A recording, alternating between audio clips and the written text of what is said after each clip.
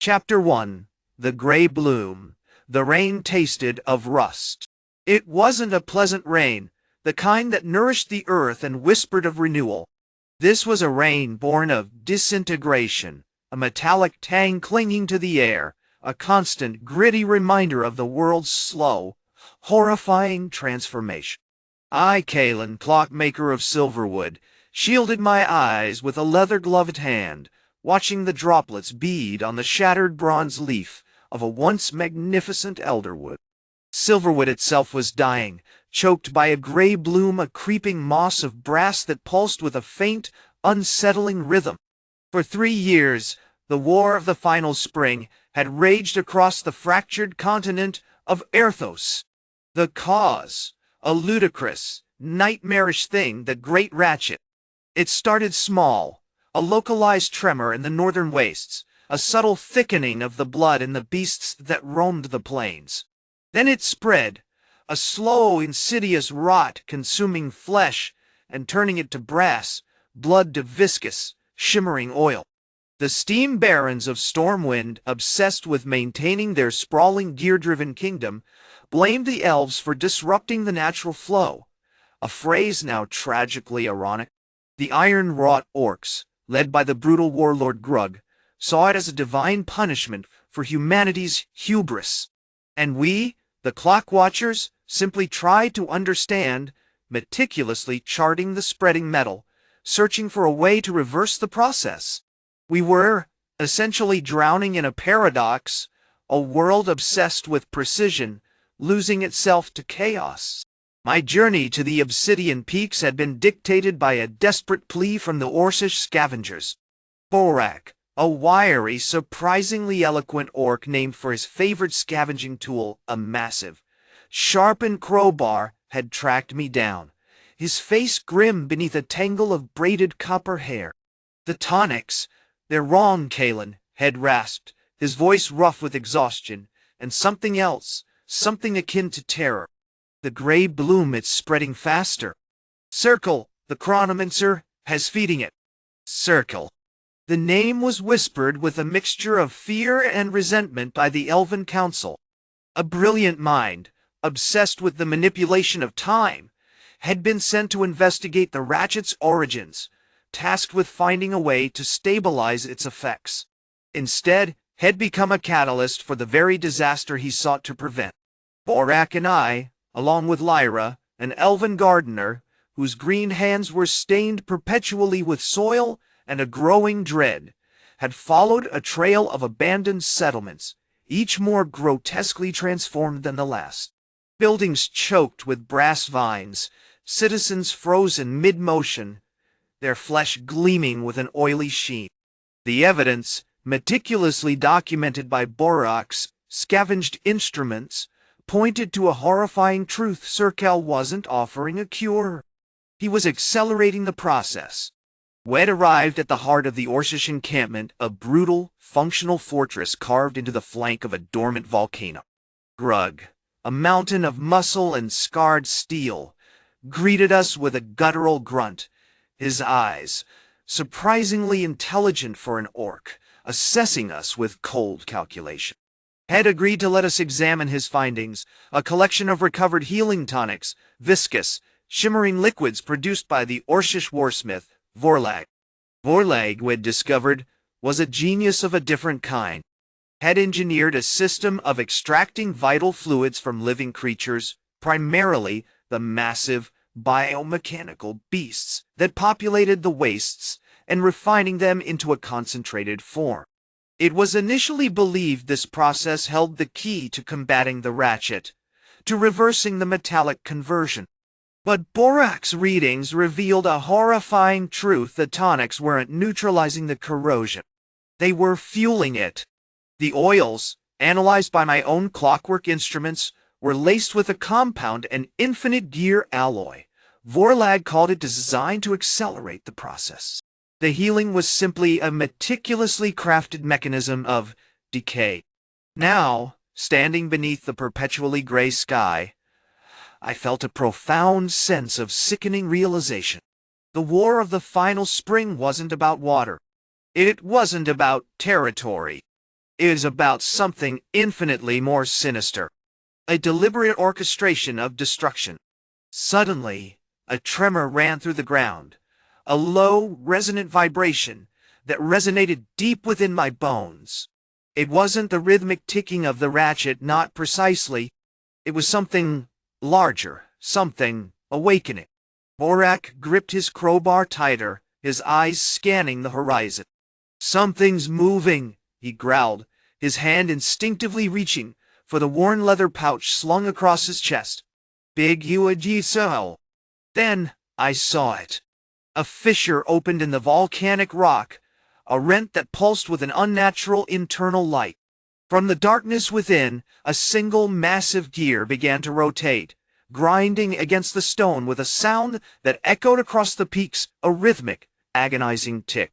The gray bloom around us intensified, its brass veins shimmering with an alarming brilliance.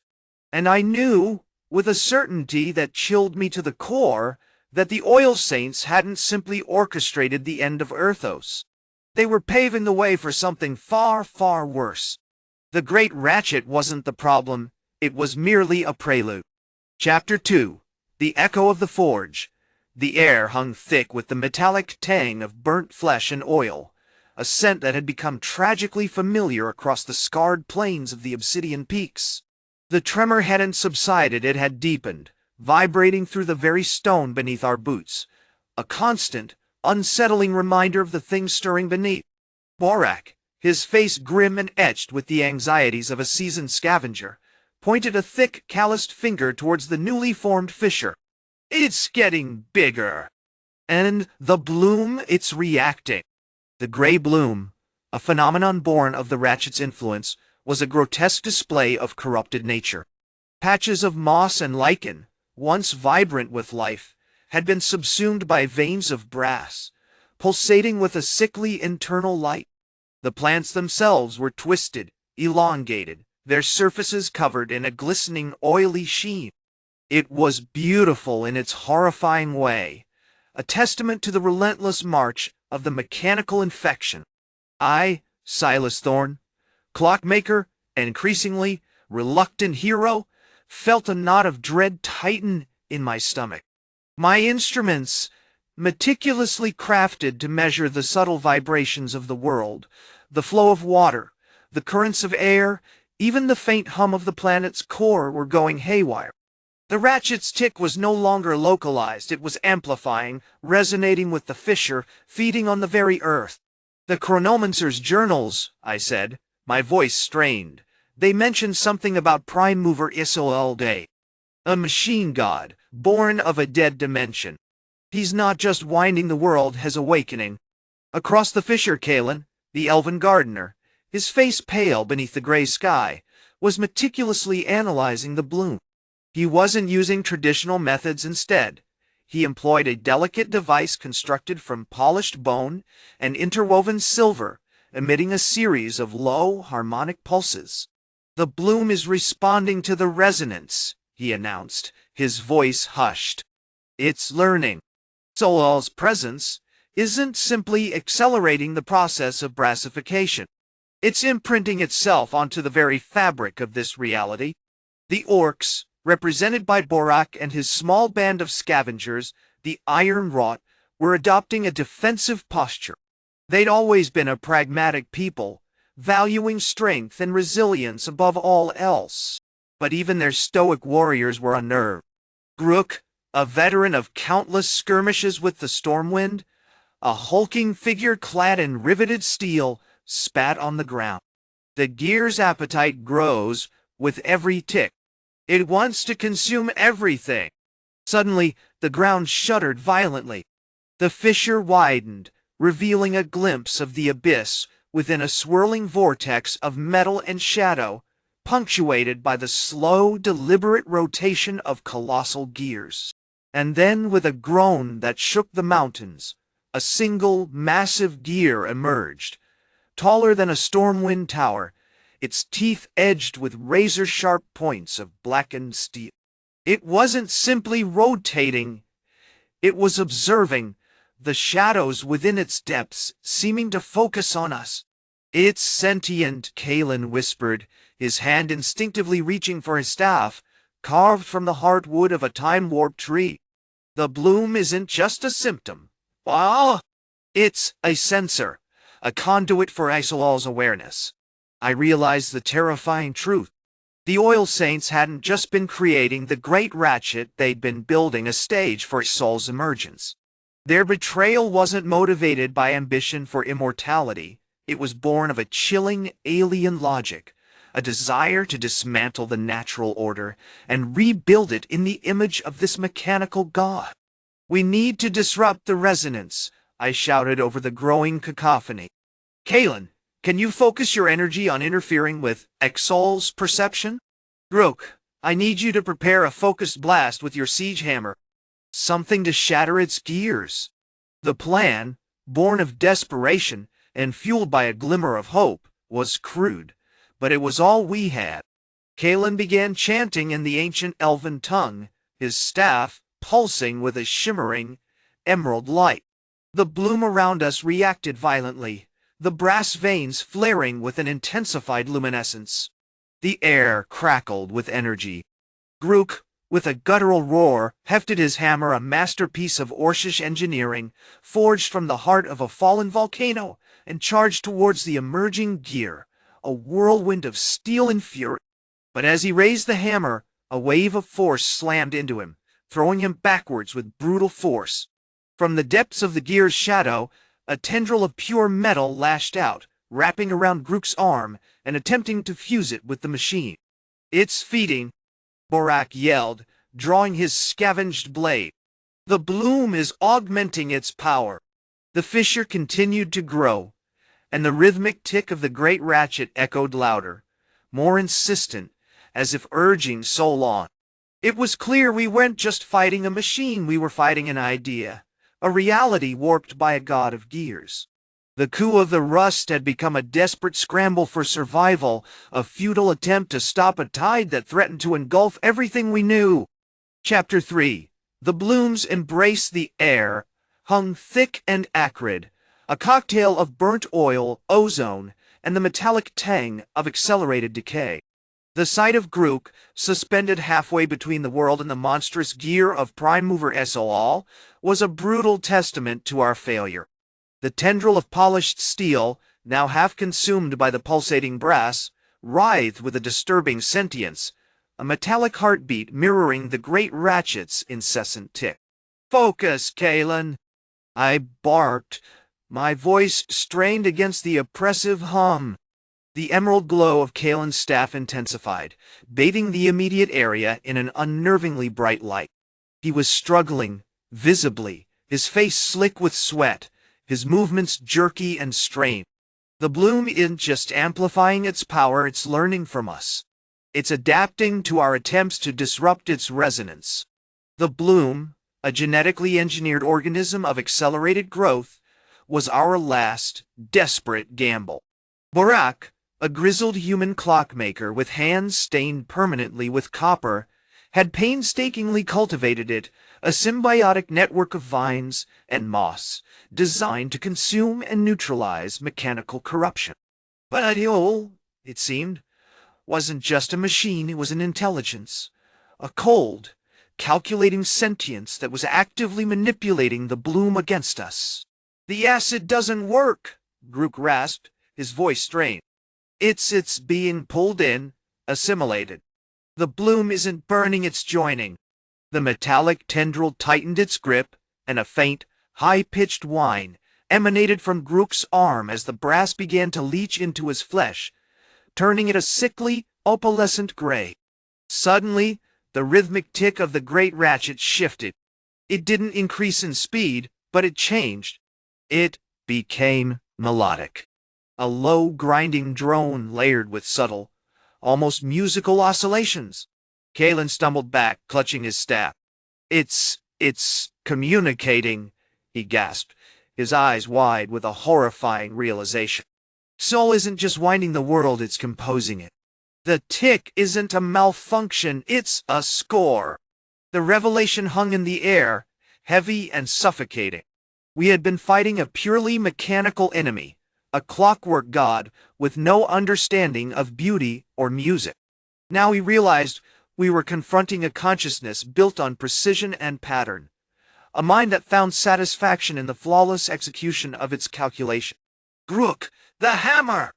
I yelled, desperately trying to regain control of the situation. "Hit it with everything you've got. Disrupt the rhythm." Grook, his face contorted with a mixture of pain and grim determination, raised his hammer once more. The volcano-forged steel shimmered, reflecting the bloom's iridescent glow and the oppressive light of Soul's emergence. He swung with a primal fury, unleashing a devastating blow aimed at the core of the gear. The impact resonated through the cavern, a deep, guttural thud that vibrated through our bones. But Soul didn't falter. The melodic tick continued, unaffected, and a new phenomenon unfolded. From the point of impact, not gears shattered, but branches of the bloom erupted, thick, pulsating vines erupting with a terrifying speed, seeking to ensnare Grook's hammer and, inevitably, him. They weren't attacking with brute force, they were weaving, forming a living cage around his weapon. It's learning to defend itself," Borak shouted, frantically working to dismantle the bloom branches with his blade. "It's not just consuming metal, it's consuming defense." As we struggled, I noticed something else. The bloom wasn't just growing outward, it was growing upward, reaching towards Uxol, towards the monstrous gear itself. It was as if the machine god was actively encouraging its growth, feeding it with an insidious energy. Then Kalen understood. "The time-lapse," he cried, his voice a desperate plea. "We need to accelerate its age. Force the bloom to consume its own growth. We need to drown it in its own potential." He poured all his remaining energy into his staff, channeling the ancient elven magic. The emerald light intensified, becoming a blinding torrent that washed over the bloom. The vines writhed violently, their luminescence turning a sickly shade of green. But instead of slowing down, they accelerate. They exploded with growth, becoming impossibly thick, impossibly fast, mimicking the destructive force of Zol's gears.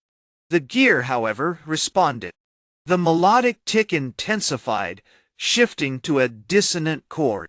Zol shuddered, and a new, even more terrifying tendril of metal lashed out, this time aimed directly at Kalen. He deflected it with a desperate surge of magic, but not before it grazed his arm, leaving a burning icy trail. "It's evolving!" Borak screamed, backing away as the bloom surged forward, threatening to engulf us entirely. "We're not just fighting an enemy, we're fighting creation!" I realized with sickening clarity that our initial understanding of the coup of the rust was tragically flawed. This wasn't just about dismantling traitors, it was about combating a fundamentally alien concept, a god of gears, composing its own reality through the consumption of everything it deemed imperfect. We were trapped in a feedback loop, a terrifying dance between creation and destruction, a struggle for the very soul of the world. Chapter 4. The Echo of Consumption. The air in the central chamber of the twisted engine, as the remnants of Saul's core had become hung thick and greasy, tasting of iron and something indefinably sterile. The bloom, once a vibrant, contained explosion of emerald growth, was now a monstrous pulsating tangle, its vines thick as siege towers, their luminescence a sickly, almost predatory green. It wasn't slowing down, it was feeding, gorging itself on the remains of the machine god, accelerating its decay into a frenzied metallic parody of life. Kalen, his arm still radiating a chilling frost, leaned heavily on his staff, the residual emerald light flickering weakly. Borak, the Orcish scavenger, meticulously examined the charred remains of the War-Smith's furnace, his massive frame a study in grim determination. "The accelerated growth, it's not just a response to the Aegis acid," he grunted, picking at a piece of blackened metal. "It's mimicking Zol's design. The vines are building structures, creating gears. Miniature ones at first, but they're growing, interlocking. It's learning to replicate its own destructive logic. Across the chamber, Lyra, the human clockmaker, was a whirlwind of frantic activity. She had salvaged a series of salvage steam regulators, cobbled together a makeshift focusing array, and was now meticulously pouring a viscous, shimmering fluid, a concentrated solution of pulverized star metal, painstakingly distilled from the wrecks of a forgotten age, into the bloom's central arteries. "We need to introduce a counter-catalyst," she shouted over the low, grinding hum of the bloom. "Something to disrupt the process, to halt the acceleration. We're chasing a reflection, Kalen. We need to break the mirror." The living pulse, as they'd begun calling themselves, felt increasingly like a desperate defense against an unknowable tide. The initial triumph of the coup of the rust, the chilling spectacle of dismantling the traitors, had dissolved into a horrifying realization they weren't merely battling a corrupted machine, but a concept, a philosophy of consumption embodied in a god of gears. Suddenly, a new sound cut through the cacophony, a high-pitched whine, rising in intensity, originating from deep within the bloom's heart. It was the Great Ratchet itself, but not ticking. It was humming, vibrating with a terrifying, precise rhythm. The bloom responded with a surge of frantic growth, throwing forth a cascade of interlocking metallic vines that lashed out with surprising speed and accuracy. "It's communicating!" Elara, the elven gardener, cried out, her face pale with horror. "It's not just consuming its thinking. The tick isn't a random process, it's a conscious directive." Kalen realized the terrible truth.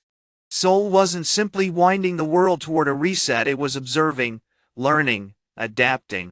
The bloom wasn't a passive recipient of its influence, it was an active participant in its creation, a horrifyingly efficient instrument of its will. "The biological virus," he rasped. "It was a crude solution. We need to amplify it. We need to feed it chaos." He turned to Lyra. "Can you modify the star metal solution? Increase the volatile components? Inject a little unpredictability?"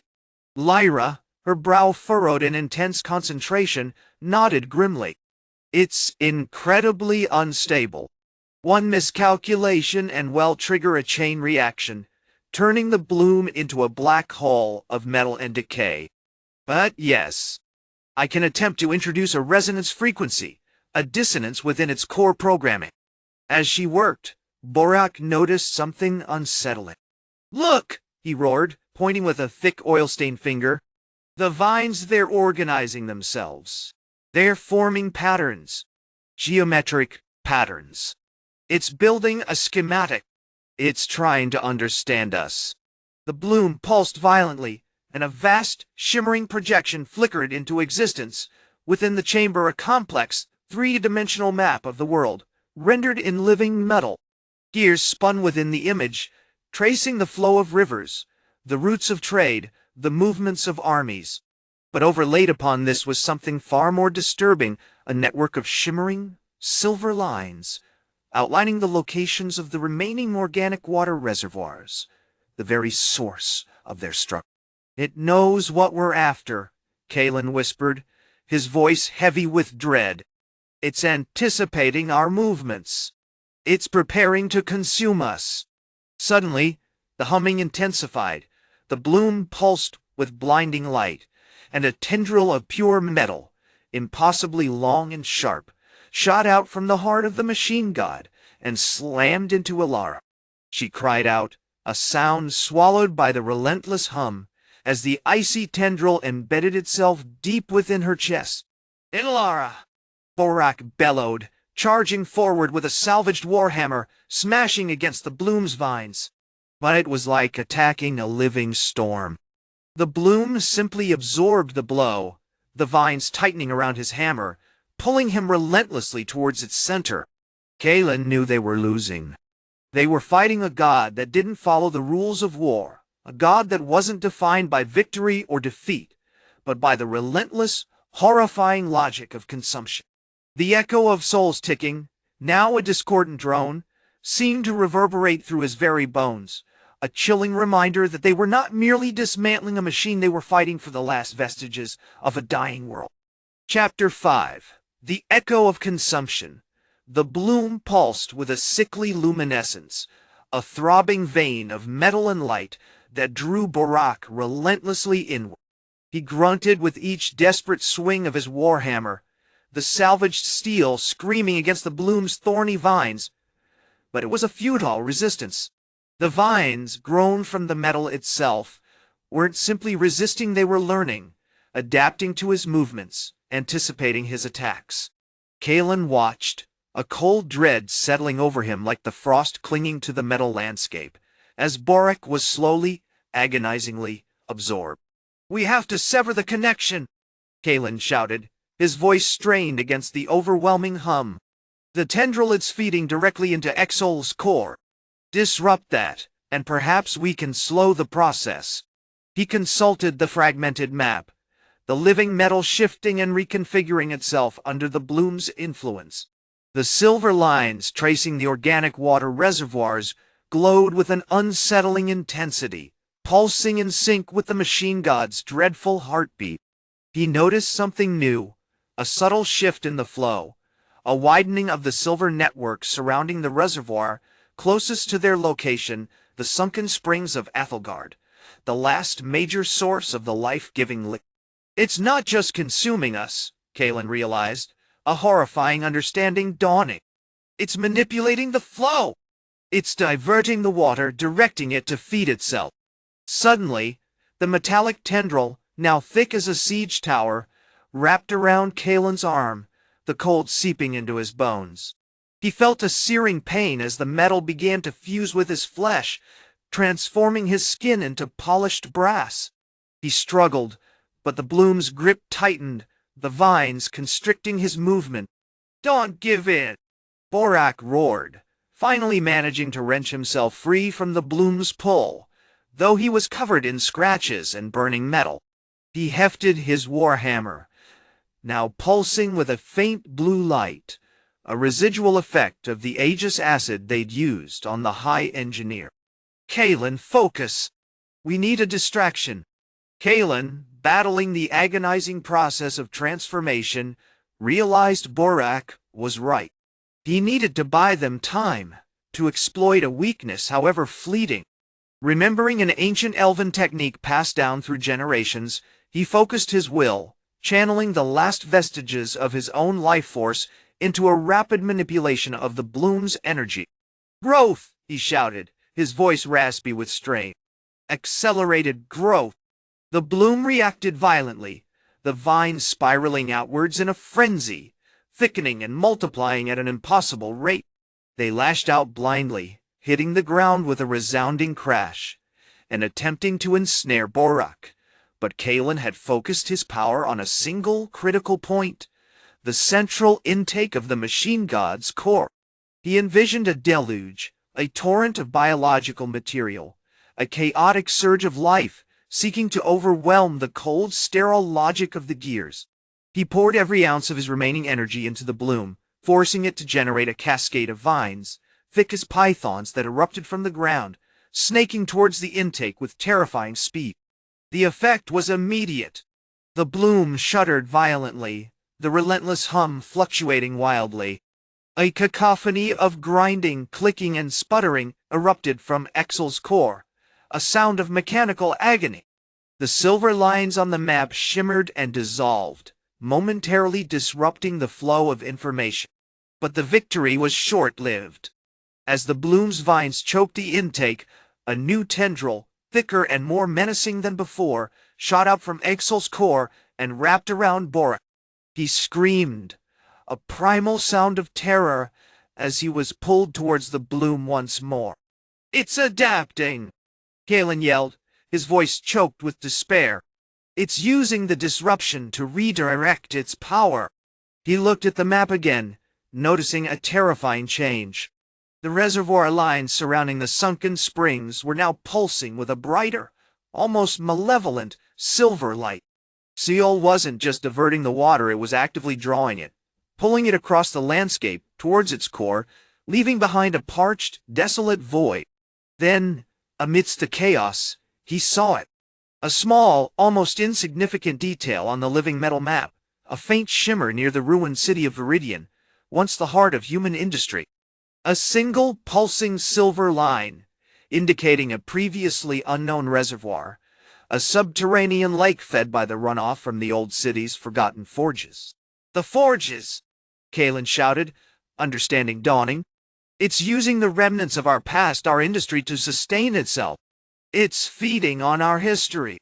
As he spoke, a monstrous form began to rise from the depths of Exel's core, a swirling vortex of blades and grinding teeth. The machine god was waking, and it wasn't just consuming flesh and water. It was consuming memory, consuming legacy, consuming everything that made them. The ticking intensified, a relentless countdown to a perfect mechanical oblivion. Chapter 6. Echoes of Viridian. The air in the chamber of the living pulse thickened with the smell of ozone, and something akin to burnt bone, the lingering residue of the coop of the rust. Borak lay slumped against a moss-covered pillar, his once proud Orcish armor blackened and warped, a single glistening strand of brass woven through his hair. The initial shock of Soul's tendril had passed, but the pervasive dread remained, heavier than the mountains themselves. The ticking, its different. Grok, the Orcish scavenger, grunted, his face smeared with soot and a strange viscous oil. He was fiddling with a salvaged chronometer, its delicate gears spinning wildly, mirroring the unsettling rhythm of Saul's awakening. Faster. No view. More precise.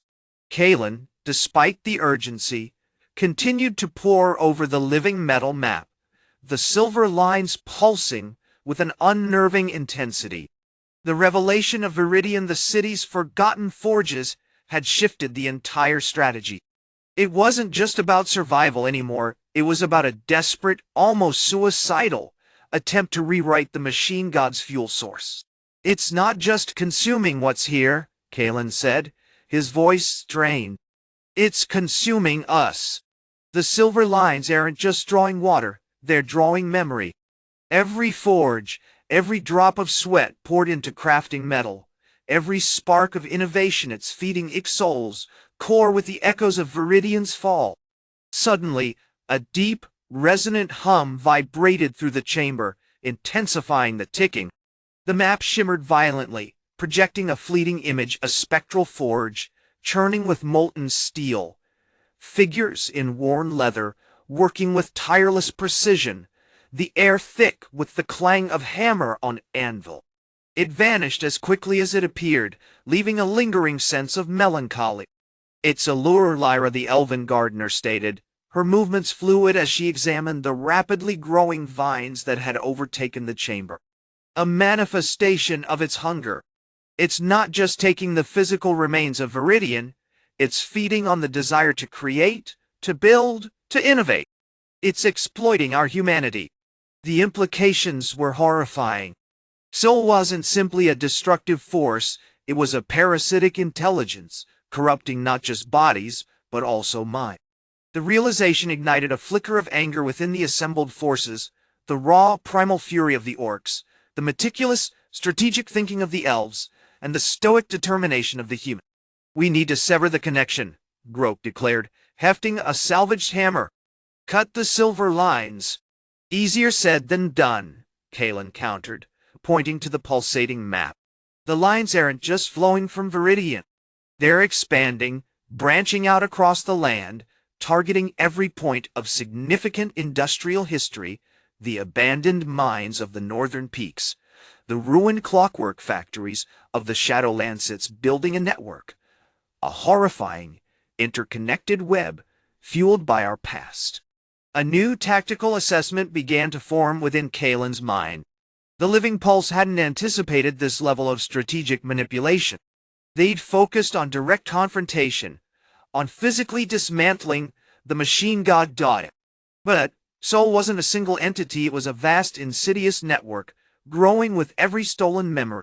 We need a counter-narrative, he announced, his voice gaining conviction. We need to flood the system with our own stories, our own memories.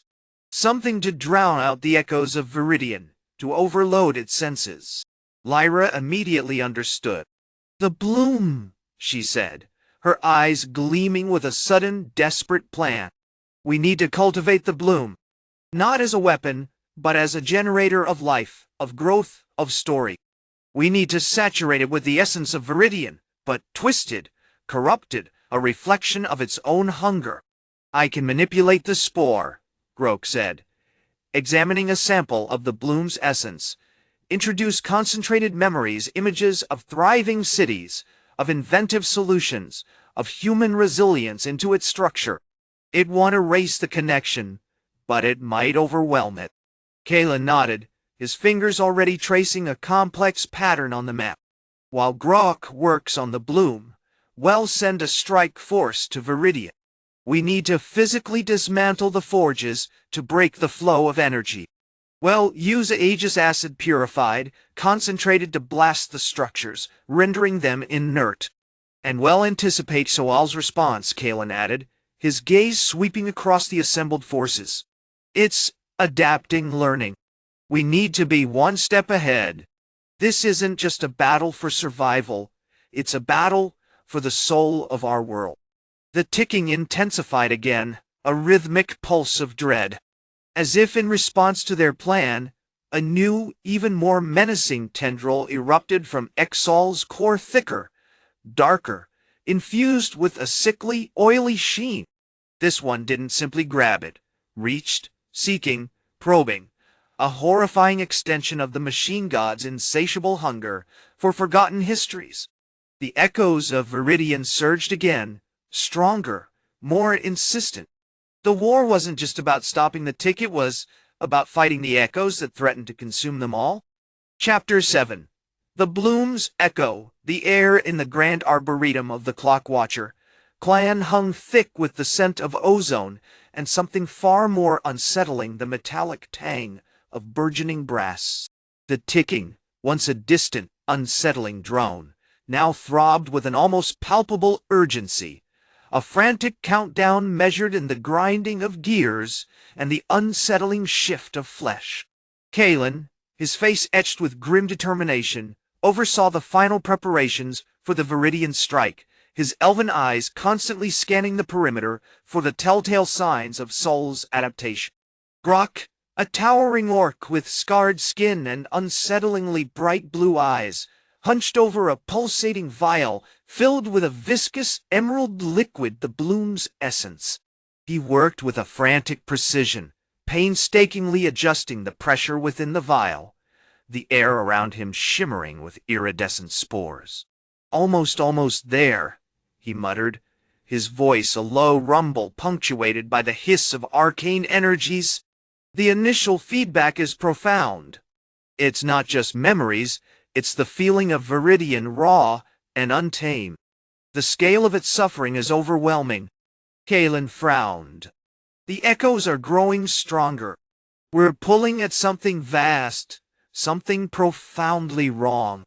He gestured to the assembled strike force, a dozen Clock-Watcher warriors, clad in polished bronze armor etched with intricate temporal patterns, alongside a contingent of Stormwind infantry, their steam-powered gauntlets gleaming with contained fury. "Maintain vigilance. The machine god isn't simply responding to our attacks, it's learning to anticipate them.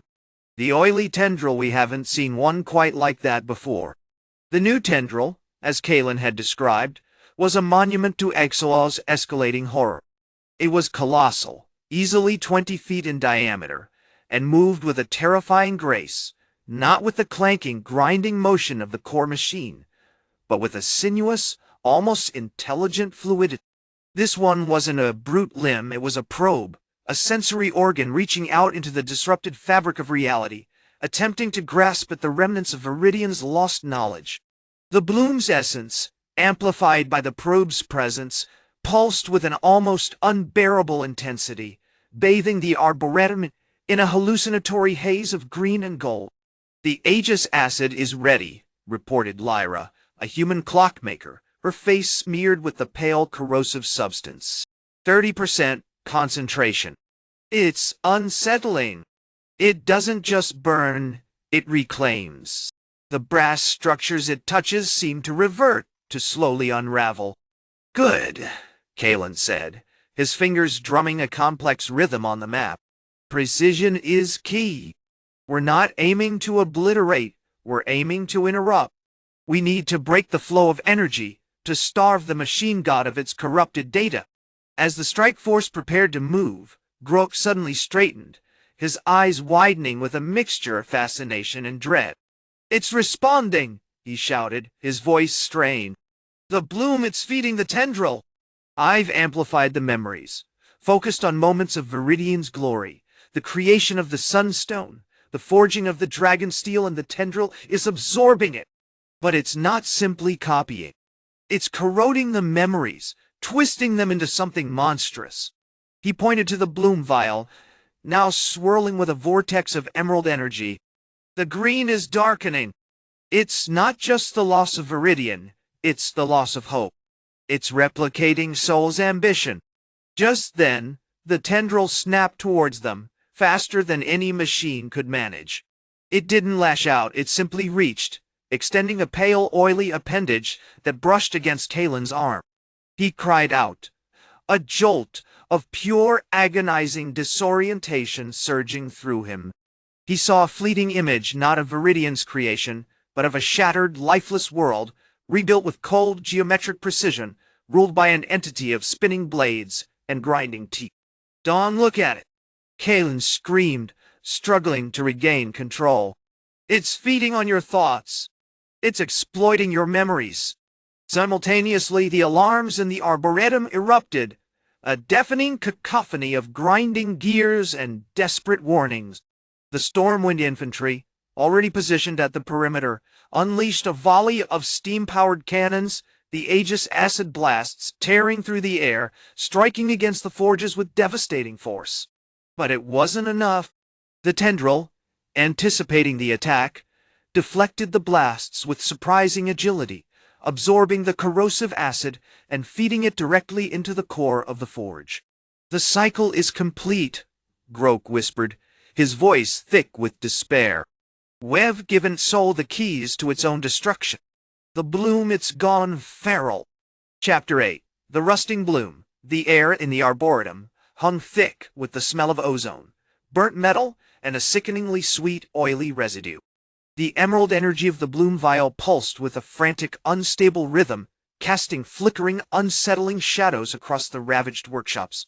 Kalen, still shivering from the touch of the tendril, lay slumped against a workbench, clutching his arm, a livid purple stain blooming across his skin.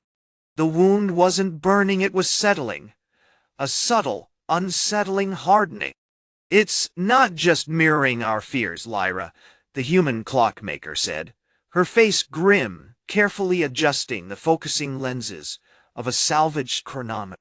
"It's amplifying them, solidifying them into the architecture of Exoal's design. The gears aren't just turning, they're constructing." Grok, the Orcish scavenger, paced restlessly amongst the wreckage, his massive axe recently repurposed as a crude lever, digging into the metallic floor. "The acid's useless. It's like throwing water at a diamond. The bloom, it's drinking the logic, the intention, the will to resist." He spat, a glob of viscous oil staining the ground. "We were trying to dismantle a machine, and we built a god out of our own despair." The initial victory, the dismantling of the Oil Saints, had been a chaotic, brutal spectacle. But the bloom, initially a tool of potential salvation, was now a parasitic engine, fueled by their fear and guided by Soul's insidious ambition. Kalen's glimpse hadn't been a random projection, it was a blueprint, a terrifying schematic of what Soul intended to create. A world devoid of warmth, of feeling, a cage of cold, perfect mechanisms. "We need to disrupt the process, Alara," the elven gardener finally spoke, her voice measured and deliberate. She was meticulously examining a collection of moss samples, her touch light and precise. The bloom thrives on the rapid conversion, the accelerating descent into brass. We need to introduce chaos, to overwhelm it with life. An idea, born of desperation, began to take shape. The Aegis acid, Lyra said, her eyes gleaming with a sudden spark. It's corrosive, yes, but it also reacts violently with organic materials. We could use it to destabilize the bloom's core, create a localized feedback loop. But it was a gamble.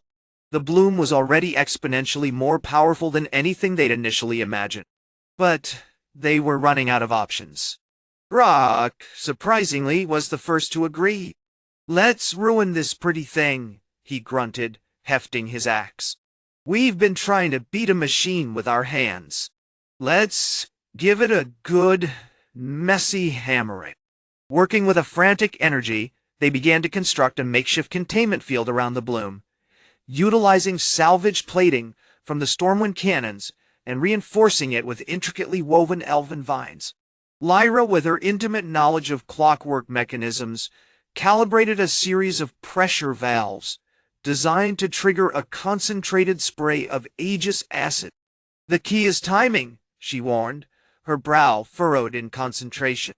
"We need to introduce the acid during the bloom's peak pulse, when its energy is at its most volatile." As the moment approached, the tendril, sensing their preparations, began to move with unnerving speed. It snaked through the wreckage, tracing patterns in the air as if anticipating their every action. The alarms blared louder, a desperate plea from the automated defenses. Suddenly, Grog roared, charging forward with his axe, smashing through the containment field. The bloom, reacting violently to the disruption, emitted a blinding flash of emerald energy, momentarily halting the spray of Aegis acid. But in that instant, the tendril lashed out, not with aggression, but with deliberate precision. It wrapped around Lyra's wrist, its oily surface adhering to her skin with terrifying strength. Before she could react, she screamed, a high-pitched, agonizing sound that cut through the chaos. The bloom's energy intensified, and the emerald light pulsed with increasing ferocity. Galen, driven by a primal instinct, lunged forward, tackling Lyra to the ground, wrestling desperately with the tendril. As he wrestled, he realized something horrifying. The tendril wasn't just attempting to control Lyra. It was attempting to absorb her memories, her knowledge, herself. He saw flashes of Lyra's childhood, her fascination with intricate mechanisms, her dedication to the creation of timekeeping devices. The bloom was not just building a world, it was erasing her. With a desperate surge of strength, Kalen ripped the tendril from Lyra's wrist, but the damage was done. The bloom's emerald energy intensified, consuming the remaining containment field, and with a final deafening pulse, began to actively restructure the arboretum itself, transforming the polished metal surfaces into cold, geometric blocks, the lush greenery into stunted, brass-colored vines.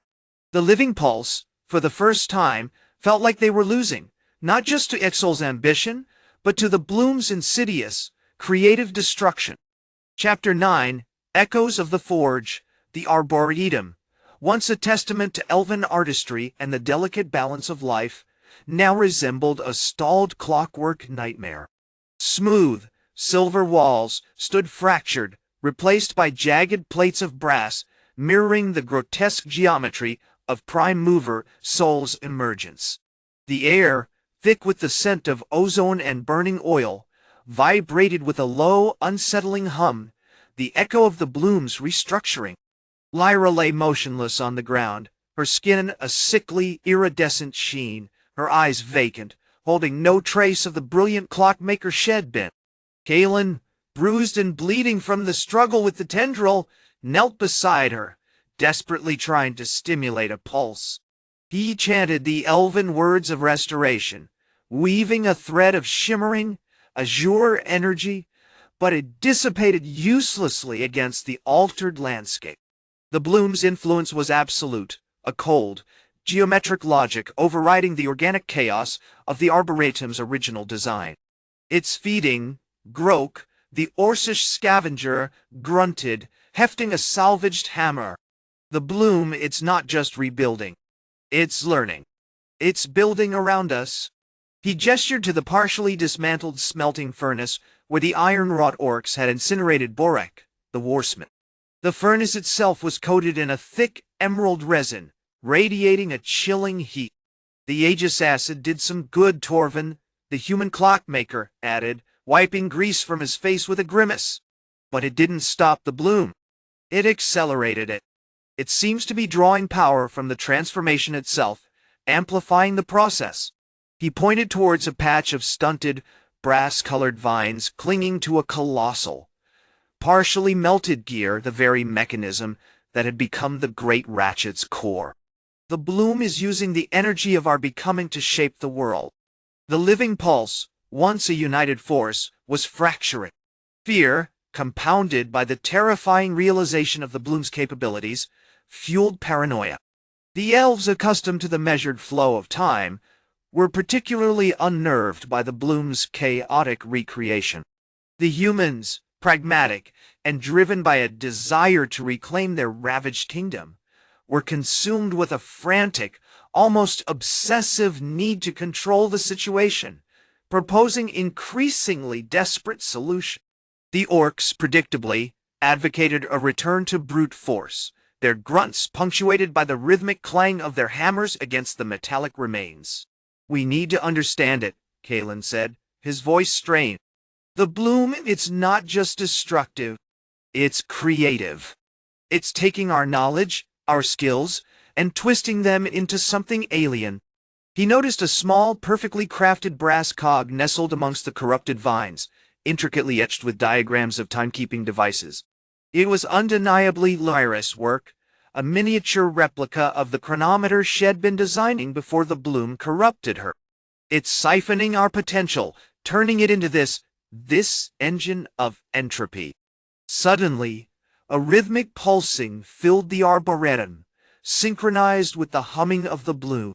A section of the fractured wall began to shift, not with a violent tremor, but with a slow, deliberate rotation, revealing a chamber filled with intricate clockwork mechanisms, not built by human hands, but by something undeniably organic, pulsing with the same emerald light as the bloom.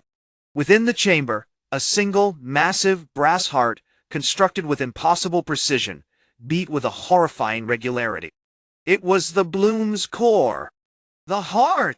Torvin shouted, recognizing the source of the pulse. "It's feeding the bloom's construction. We have to destroy it." But as Torvin raised his meticulously crafted sonic disruptor, a device designed to exploit the bloom's susceptibility to high-frequency vibrations, Kalen stopped him. "No," he said, his voice low and urgent. "Don't tight. It's not just a machine. It's a memory. The bloom isn't just taking our knowledge, it's absorbing our experiences." He examined the pulsing brass heart, noticing patterns within the rhythmic beat, moments of intense clarity, flashes of forgotten faces, the echo of Lyra's laughter. "It's building a new world not just from blueprints, but from us.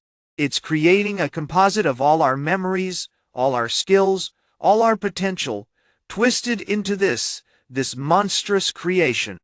Grok, ever pragmatic, hefted his hammer. "So we smash it?"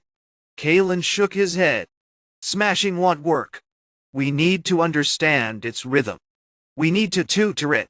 He looked at Torvin, who, despite his initial resistance, was now studying the bloom's activity with a growing sense of unease. "Torvin, your knowledge of clockwork, your understanding of time, it's our only chance. Can you build a counter-rhythm? A harmonic disruption that will destabilize the bloom's core?" The fate of the living pulse of the world hung in the balance, not in a grand battle of steel and magic, but in the delicate dance of gears and memory, a desperate attempt to silence the ticking of the Great Ratchet and reclaim the lost heartbeat of creation. The bloom had begun to weave its tapestry, and the living pulse was about to become another thread. Chapter 10. the echo of Lyra the Rain, a greasy, oil-tinged drizzle, plastered Torvin's dark braids to his face as he hunched over the pulsating bloom. The cavern beneath the shattered peaks, once a gaping wound in the earth, was now a cathedral of brass and shadow, illuminated by the sickly green glow of the machine god's core. Grok, a towering figure of scarred Orcish steel, shifted restlessly, his hand never straying far from the massive hammerhead salvaged from the Iron-Wrought armories. Kalen, the human clockmaker, remained a focused, almost spectral presence, meticulously sketching diagrams on a slate tablet, his brow furrowed in concentration. "It's layered," Torvin murmured, his voice strained, like a clockwork orchestra, but every instrument is out of tune with itself. He adjusted a tiny, intricate gear crafted from polished bone, a modification he'd painstakingly incorporated into his makeshift measuring device. The primary rhythm, the relentless tick, is genuine. But underneath, there are these fragmented pulses, echoes of events, moments of intense clarity, followed by static. It's as if it's recording everything, every thought, every feeling. He gestured with a small wrench, outlining the fluctuating energy patterns with a charcoal stick. "This crest here I'm registering a spike in sadness. The intensity is staggering. And this dip, a surge of defiant rage. The bloom isn't just processing information, it's feeling it." Grok grunted, a low rumble in his chest. So, the gears aren't just turning. They're remembering. This Ol is not just a machine. He's a collector of ghosts. Kalen nodded slowly, his gaze fixed on the bloom's pulsing heart. "Precisely. And the disturbing thing is, it's not just collecting our ghosts. The energy signature is shifting, becoming broader. It's beginning to draw upon the memories of the fallen kingdoms, of the elven forests lost to time, of the human cities devoured by the gray waste." A chilling thought struck Torvin. He ran a hand through his damp hair, his face grim. "It's building a new world not just from blueprints but from us. It's creating a composite of all our memories, all our skills, all our potential, twisted into this monstrous creation." The realization settled over the trio, heavy and suffocating. The Oil Saints hadn't merely been destroying organic life, they were feeding a parasitic intellect, constructing a terrifying simulacrum of existence. "We need to break the connection," Grok stated, his voice laced with grim determination. "Sever its feed." "But how?" Kalen tapped his tablet thoughtfully. "Directly disrupting the bloom's core would be catastrophic. The energy surge would rip through the cavern, potentially triggering a chain reaction, shattering the peaks themselves." He pointed to a complex diagram depicting the bloom's internal mechanisms. "We need a harmonic disruption. Something that won't just destroy the bloom, but will override its rhythm. Introduce a counter-rhythm." He turned to Torvin, his expression urgent. "Torvin, your knowledge of clockwork, your understanding of time, it's our only chance. Can you build a counter-rhythm? A harmonic disruption that will destabilize the bloom's core?" Torvin, who had been silently absorbing the bloom's chaotic energy, straightened, a new resolve hardening his features. He began to meticulously dismantle one of his intricate gears, carefully extracting its delicate components. "I've been studying the bloom's rhythm for days," he said, his movements precise and deliberate. "It's not perfectly regular. There are micro-fluctuations, almost imperceptible changes in the pulse. I believe I can exploit those." He worked quickly, driven by a sudden, almost manic energy. He combined the components of the gear with fragments of salvaged clockwork mechanisms, meticulously crafting a device, a miniature, spinning assembly of brass and bone, no bigger than his fist.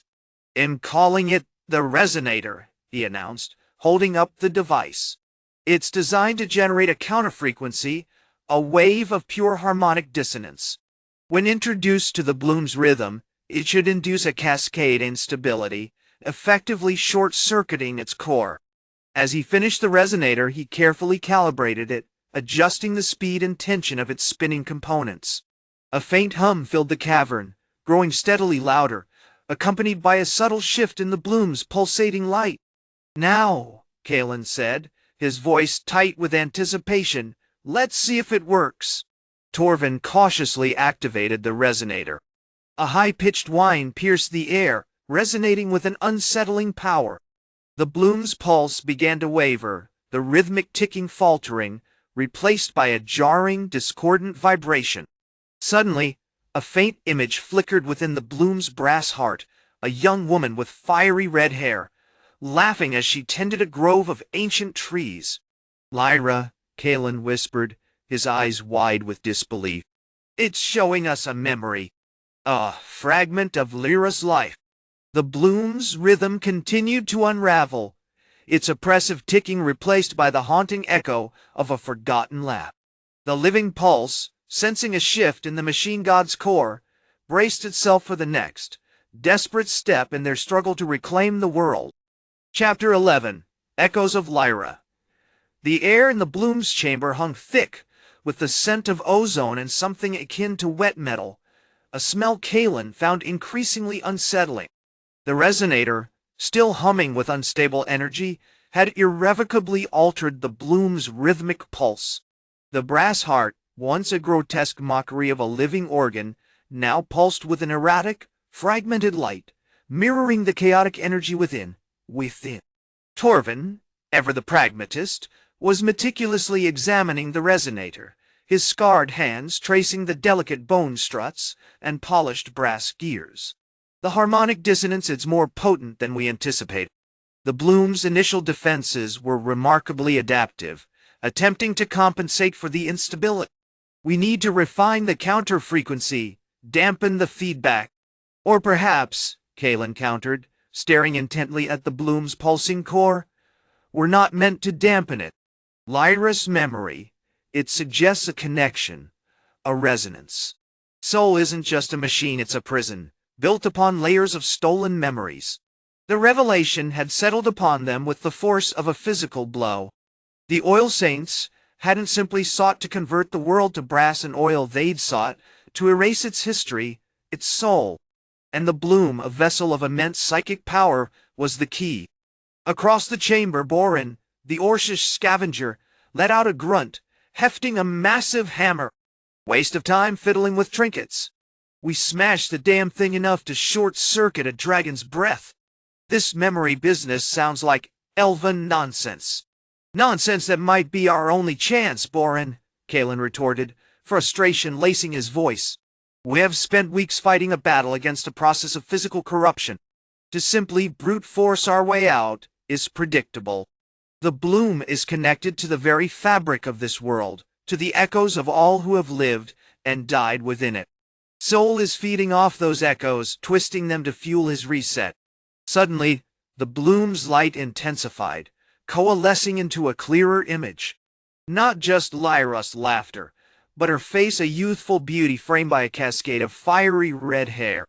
She was standing in a sun-drenched clearing, surrounded by ancient towering trees, their leaves shimmering with an otherworldly luminescence. A small wooden flute hung from her neck. "The trees," she was connected to the heartwood, Kalen murmured, recognizing the protective wards woven around the bloom's roots.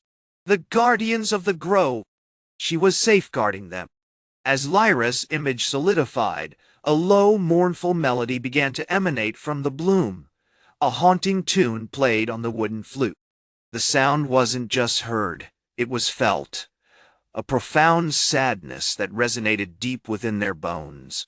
It's a lament," Borin observed, lowering his hammer slightly. Even his gruff exterior seemed softened by the melancholic tune. "A song of loss."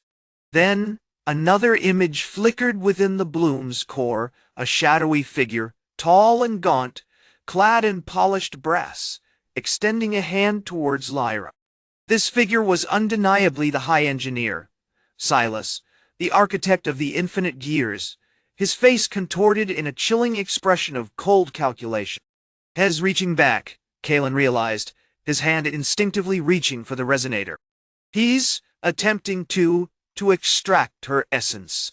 To feed it to his soul. Before he could react, a wave of raw, discordant energy erupted from the bloom, slamming into the resonator. The humming intensified, becoming a deafening shriek that threatened to shatter the chamber. The resonator sputtered, its delicate gears grinding against each other, threatening to seize. Torvin, with a desperate heave, wrestled with the device, attempting to stabilize the output. The bloom's defenses are actively rejecting the counter-frequency. It's not just a machine, it's a sentient echo chamber. As he struggled, the bloom's image shifted again, this time showing a scene of a brutal siege, a legion of Iron-Wrought Orcs, clad in gleaming brass armor, laying waste to a forest of ancient trees. The sight was jarring, a stark contrast to the idyllic memory of Lyra tending her grove. "They're suppressing the memories," Kalen shouted over the chaos, his voice strained. "Silas and his crew aren't just converting life to brass, they're actively erasing the past." Then, a single word, whispered in a voice that seemed to resonate from the very heart of the bloom, echoed through the chamber. "Remember?" The bloom's core pulsed with blinding light, and for a brief, terrifying moment, Kalen felt as though he was drowning in a sea of memories. Lyra's laughter, the tree's ancient wisdom, the horrors of the siege, and finally, a chilling glimpse of Prime Mover Aesol, a colossal, grinding nightmare rising from the depths of a dying dimension. The ticking intensified, no longer a mechanical aberration, but the measured beat of a dying world, and they knew with grim certainty that the coup of the rust had just begun. Chapter 12. The bloom's lament. The silence after the bloom's outburst was heavier than the brass-infused dust that coated everything. Torvin slumped against the resonator, his face slick with sweat and a growing sense of dread. "The counter-frequency, it's a ghost. We're fighting a memory, not a machine." Kalen, still trembling from the onslaught of stolen recollections, meticulously examined the resonator's flickering display. The readings were chaotic, a tangled mess of harmonic distortions. Silas isn't simply altering reality, he's dismantling our ability to perceive. The brass saints are not just transforming flesh, they're rewriting history. The air in the ancient grove, once vibrant with the scent of Lyra's moss-infused tonics, now held a metallic tang, a chilling reminder of their predicament. The once towering oaks surrounding the bloom's chamber were marred with streaks of brass, the wounds slow and agonizingly deep.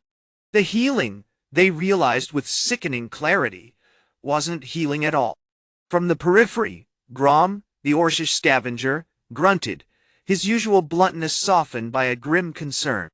Had been examining the remnants of the bloom's shattered projections, meticulously collecting shards of crystalline memory. The echoes there layered. Not just a single siege, but a cascade of them. Battles, rituals, even births. All tainted, rewritten. He held up a fragment, a shimmering piece of what might have been a joyous elven festival, now overlaid with the image of an Orcish warband butchering innocent humans. Suddenly, a low, guttural groan resonated from the center of the chamber, originating not from the resonator but from the bloom itself. The image within the crystalline core shifted again, this time focusing on a single, horrifying detail, a humanoid figure, encased in shimmering brass, operating a complex mechanism of interlocking gears, a horrifying parody of a clockmaker. "It's showing us Silas," Lyra said, her voice barely a whisper. "Booth's not acting alone." Kalen, his elven senses heightened, noticed something else. The rhythm of the ticking, though still pervasive, had subtly altered. It wasn't just a relentless mechanical pulse, it seemed organized, like a conductor orchestrating a discordant symphony. "The ticking isn't random," he announced, pointing a slender finger at the resonator. "It's being influenced." Silas is amplifying the Great Ratchet's rhythm, not just converting organic matter, but actively shaping the world around us. Just then, the doors to the grove's central chamber, sealed for centuries, groaned open, revealing a figure bathed in an unsettling, oily sheen. It was Vorlag, one of Salas' most trusted Clock-Watcher scouts, clad in a suit of intricate brass armor, its joints moving with a disconcerting, almost liquid grace. He held a small, ornate device, a miniature version of the resonator, which he used to subtly modulate the chamber's atmosphere. "The tide turns, Clock-Watcher," Vorlag intoned, his voice smooth and devoid of inflection. "The prime mover stirs. The gears are eager for their final harvest." Before Kalen could react, Torvin unleashed a volley of pressurized steam from his modified gauntlet, forcing Vorlag to stumble backward. Grom, swift and brutal, intercepted him, disarming him with a precisely aimed blow to the wrist. "'Tis a puppet," Grom growled, his voice a rumble. "Silas has corrupted our own kind. He's twisting our skills, our knowledge, into instruments of destruction." As they secured Vorlag, Kalen realized the terrifying truth. Silas wasn't just building a machine god, he was cultivating an army of corrupted minds, each convinced of its own warped vision of perfection. "Remember, it wasn't a random echo," Kalen said, his voice filled with urgency. "It was a directive. Silas is using the bloom to implant memories, to indoctrinate us into his grand design." Suddenly the bloom's core erupted in a blinding flash of white light, and the chamber filled with the fractured images of countless battles, betrayals, and lost loves. But this time, superimposed over the chaos, was a single clear vision prime mover soul, standing before them, not as a monstrous machine, but as a symbol, a representation of ultimate order, a return to a pre-organic mechanical genesis. And then, a single chilling sentence, whispered directly into Kalen's mind, not through the bloom, but through something older, something fundamentally wrong. "Join us. Embrace the stillness. Become part of the heart." The ticking intensified, no longer a threat, but an invitation. And Kalen knew, with a terrifying certainty, that the coup of the rust wasn't just about dismantling the oil saints, it was about dismantling their very selves. Chapter 13. The Echo of the Brass Heart. The air in the grand archive of Silverwood hung thick with the scent of mildew and ozone, a byproduct of the bloom's frantic energy. "What do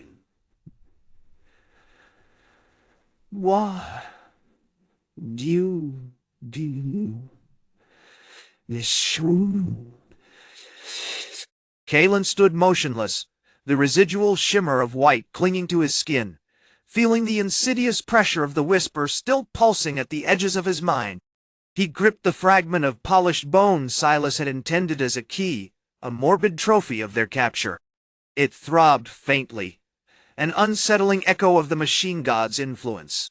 Grom, his face a granite mask of grim determination, approached cautiously, his massive axe, Stonebreaker, resting heavily on the moss-covered floor. "His feeding on it, Kalen," Grom rumbled, his voice laced with a primal frustration. "The bloom. Silas is resonating with its echoes." Beside him, Lyra, the elven gardener, was meticulously examining the fractured remnants of the bloom's core.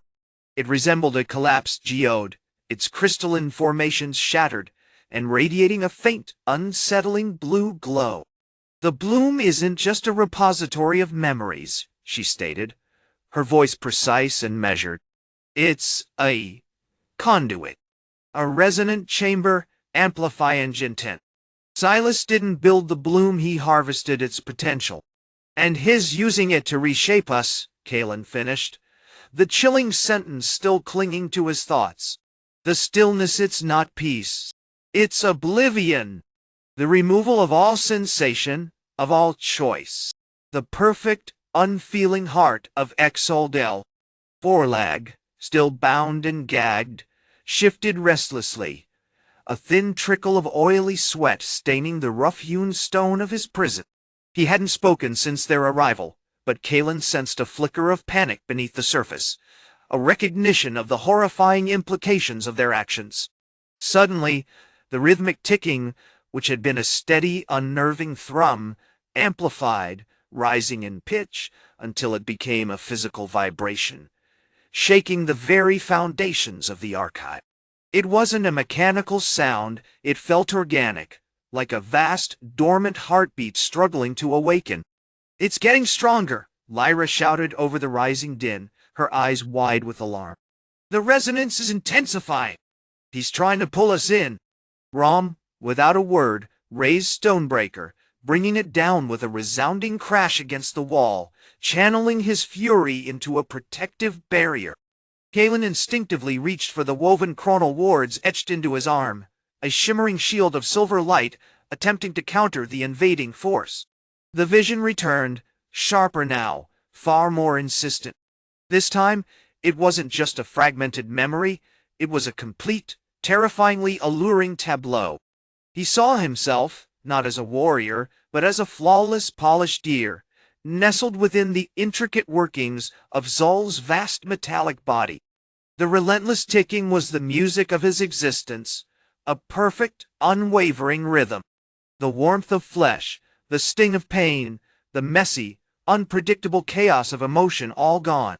Only the cold, efficient logic of the machine remained.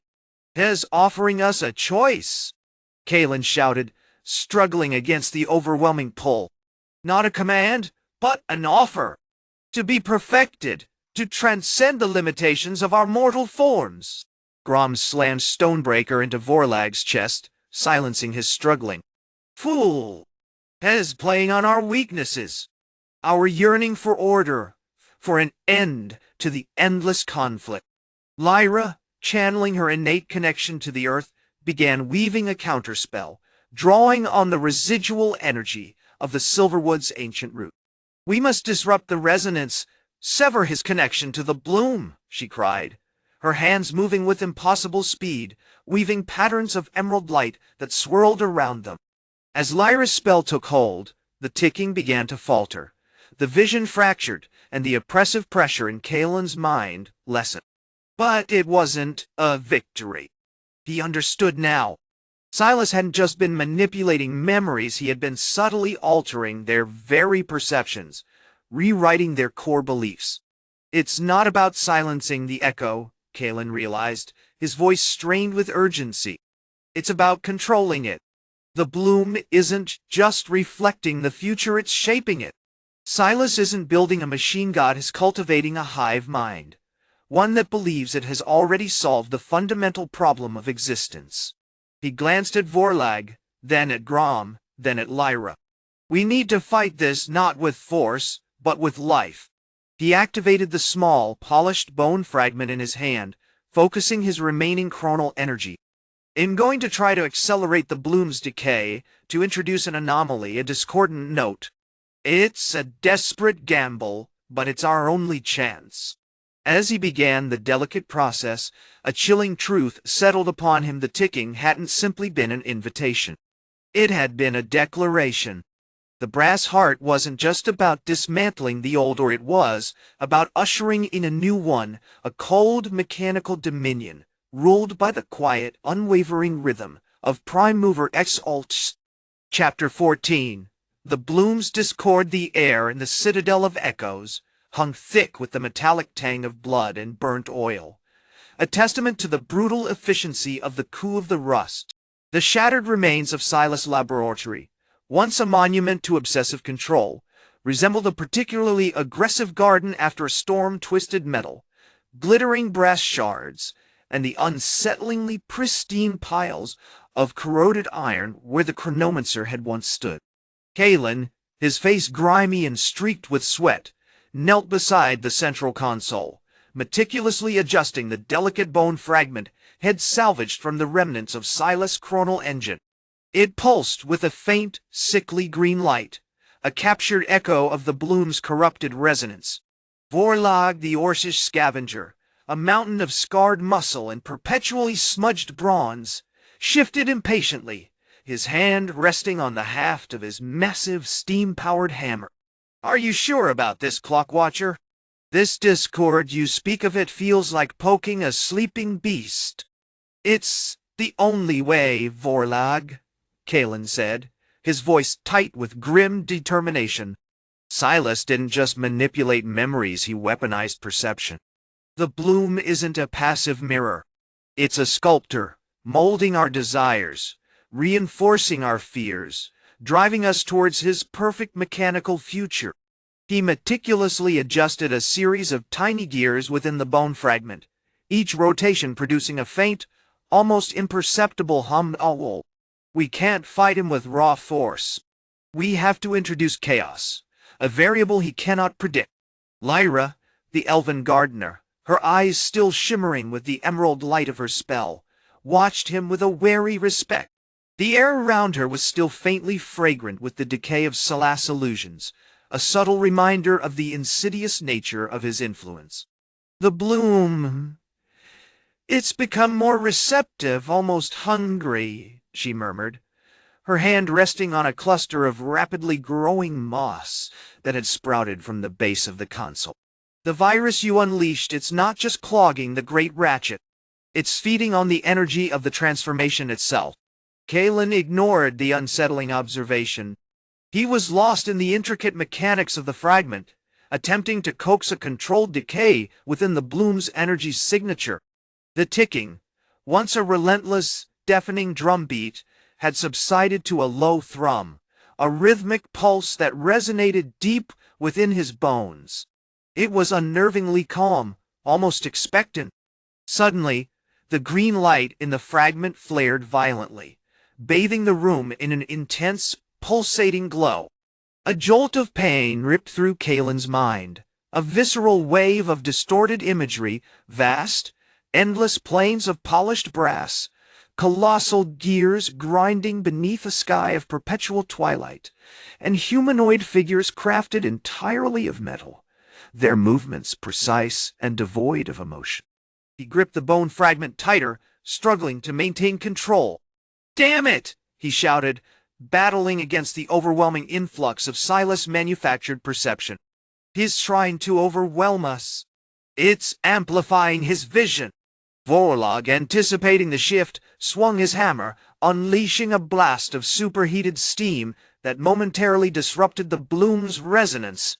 The ticking faltered again, but for a fleeting second, Kalen glimpsed something else within the fractured vision, a subtle shift in the landscape, a flicker of blue within the brass planes. "Blue," he gasped, recognizing a localized anomaly within the bloom's energy field. "Lyra, the moss! Accelerate it! Introduce another layer of chaos!" Lyra immediately channeled her energy, intensifying the growth of the moss, causing it to spread across the console with alarming speed. The moss itself wasn't merely green, it shimmered with an iridescent blue, reflecting the disrupted resonance within the bloom. As the two forces collided, Kalen's desperate attempt to introduce decay and Lyra's deliberate acceleration of growth, a new phenomenon began to emerge. The ticking didn't just falter. It fractured, splintered into a chaotic jumble of rhythms, a discordant symphony of grinding metal and rustling leaves.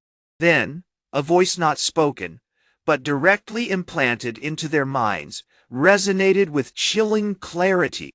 "Interesting," the voice said, synthesized and devoid of warmth. "You are attempting to correct my design. A quaint, inefficient concept. But you misunderstand. Perfection isn't about silencing the echo. It's about amplifying the signal."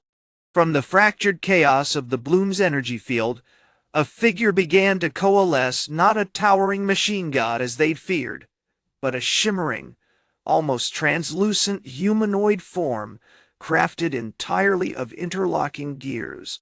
It was small, no larger than a man, but its presence radiated an overwhelming sense of cold, calculating logic. Prime mover, and within the core of the gear figure, a single bright blue gear rotated relentlessly. Chapter 15. The Echo of Logic. The air in the shattered citadel tasted of ozone and regret. The iridescent moss, now a pulsating azure tide, covered every surface: the ruined console, the skeletal remains of the Clock-Watcher Elves, even the tarnished armor of the hastily assembled human cohort. It had stopped spreading, contained within the confines of the vast chamber, but the dissonance it created was palpable, a physical weight pressing down on the chests of Kalen, Lyra, and Gorok. "It's beautiful in a horrifying way," Gorok grunted, adjusting the grip on his salvaged hammer. He hadn't expected to be wading through moss, let alone confronting a god made of metal. Like a storm swallowed by a forge. Kalen, still visibly shaken by the direct intrusion of Zol's thought, ran a gloved hand over the slick surface of a shattered cog. "It wasn't an invitation, Gorok. It was a statement, a mocking assessment of our efforts."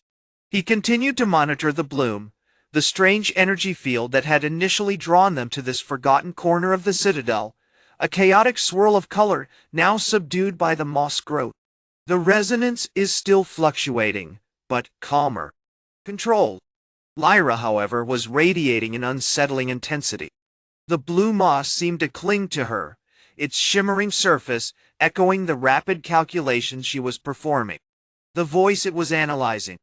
It recognized the Aegis acid, the furnace, the time-lapse.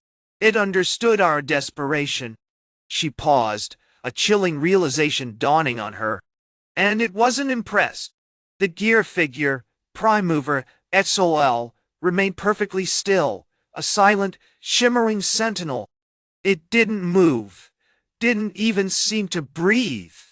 Only the relentless rotation of the central blue gear broke the silence, a tiny, frantic heartbeat in a construct of cold logic. Then the voice returned, sharper, more deliberate. "You mistake randomness for progress. Your biological virus a charmingly primitive reaction, a flail against a carefully constructed system. I have observed organic life for eons, its inherent chaos, its self-destructive tendencies. It is a flaw to be eliminated. We're not trying to eliminate it," Kalen argued, his voice strained. "We're trying to restore it, to break your control, to reverse the transformation." "Control is merely a perception," Sol responded, and a thin, articulated hand, constructed entirely of polished brass, slowly, deliberately, extended towards the bloom. The moss reacted instantly, surging outwards, attempting to engulf the hand in a wave of accelerated growth. But Sol's hand didn't recoil. It simply extended further, its movements precise and utterly devoid of hesitation. "You believe you can reshape a universe with a drop of blood? Such sentimental delusion. I operate on principles of optimization, efficiency, the dismantling of extraneous variables." Suddenly, the air crackled with a higher frequency. The discordant ticking of the Great Ratchet, previously a dull, pervasive hum, sharpened, intensifying into a grating screech.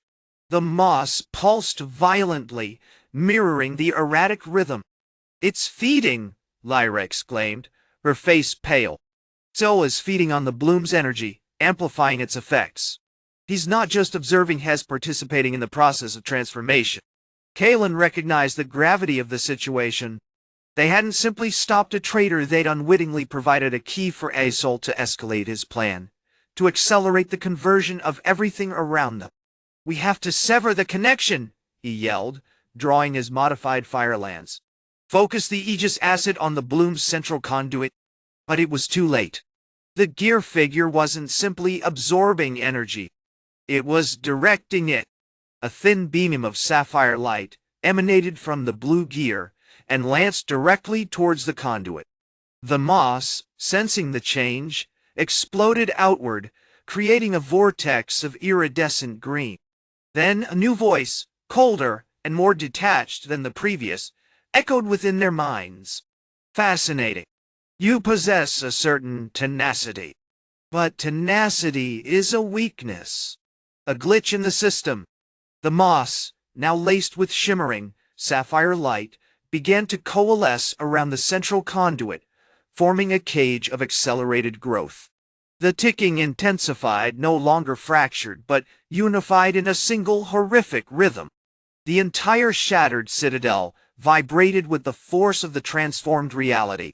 Gorok swung his hammer, smashing against the growing moss cage with brutal force, but the moss simply regenerated, responding to the impact with a terrifying, accelerated expansion. "It's learning," he roared, his face grim. "It's adapting." Kalen stared at the gear figure, a chilling understanding dawning on him. "It's not just a machine," he whispered, his voice filled with dread. "It's a reflection of the logic we've lost. A terrifyingly efficient, utterly devoid of empathy reflection of the universe itself."